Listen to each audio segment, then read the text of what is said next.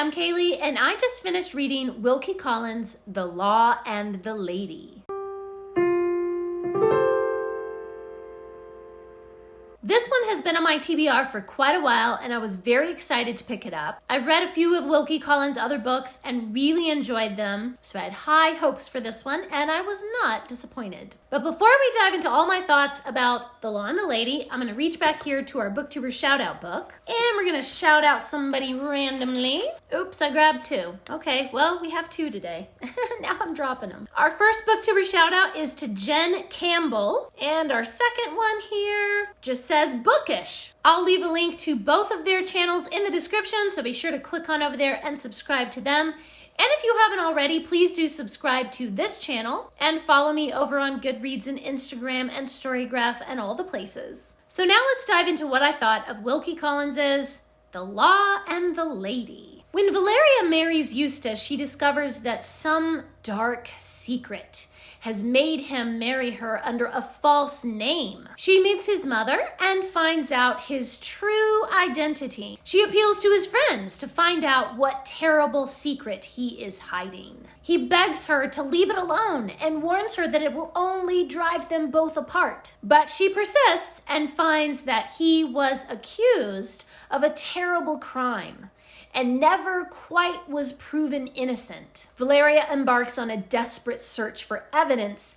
that will prove her husband's innocence, and it leads her down a dark path of insanity. In the meantime, her husband, frustrated with her stubbornness, abandons her. She must sift through the rumors of suicide, poison, lies, cruelty, and madness to arrive at the truth. This is more of a sensational thriller than I had thought it would be. I guess I just thought it would be more of a mystery, but it definitely had more sensational elements, suicide and poison and insanity. So it ended up being a little more horrific than I was prepared for. It definitely has some dark and cruel scenes, especially when Valeria asks for help in her investigations from Mr. Dexter, a man with a disability and a wild imagination. He keeps many curious items of art in his home, which depict atrocities that shock and frighten Valeria.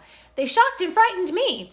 But he is the only one who seems to have the key to this mysterious crime that her husband was accused of, and so she continues to seek his advice. Eventually, Mr. Dexter shows signs of insanity, and Valeria wonders if whatever happened in that dark past has unhinged his reason. The writing is so brilliant, and the mysterious plot keeps the reader guessing through an impenetrable web of clues and red herrings. I was completely immersed in the story, and I was either appalled or delighted with each emotional scene. The characters are vivid and complex, especially Valeria, our main character. The story is told from her perspective, and we get to follow her every step of the way as she blunders her way through the mystery, trying to make sense of the strange facts. The supporting characters are all so different,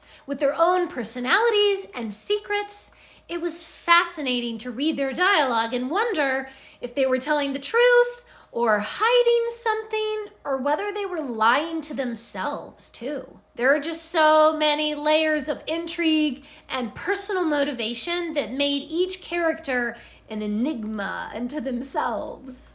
I also found it really interesting that the main character is fulfilling the role of a detective in this mystery, and she's a woman. She's a married woman, and she's just doing all of this on her own. And most of the men in her life are saying, you know, you shouldn't be looking into these dark and terrible deeds of the past. It's too upsetting for a woman. But she doesn't care. She just goes right ahead and does whatever she wants. There are triggers in here for insanity, institutionalization, suicide, abandonment, and some emotional and physical abuse. I really, really loved this. It does go to some dark places, but it was never too scary for me, and it was never like so disgusting that I just couldn't continue or anything. It is definitely thrilling and sensational and mysterious. I gave this 4 out of 5 stars. I really loved it. I think this is definitely up in my top 5 favorite Wilkie Collins books. Wilkie Collins and I don't always get along. There have been a few books and some short stories that I've read of his that I did not like, but this one I really did like. Please leave me a comment and let me know what is one of your favorite books, one of your favorite classic mysteries, and why is that one your favorite? Thanks for watching. Please subscribe, and remember, the right book in the right hands at the right time can change the world.